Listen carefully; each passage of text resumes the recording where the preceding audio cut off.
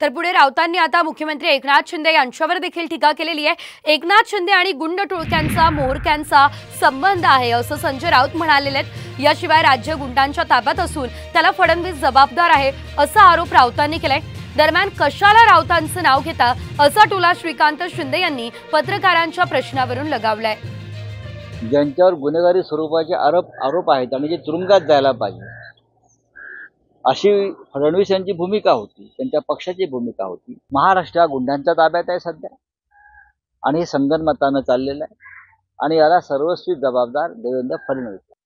विरोध म्हणतात की गुंडांची शिवसेना आहे कल्याणमध्ये देखील। आता काय कोणाचं नाव घेताय तुम्ही? तुम्हाला सांगितलं ऑलरेडी मी की कोणी दुसऱ्याने बोललं असेल तर ते विचारत जावा।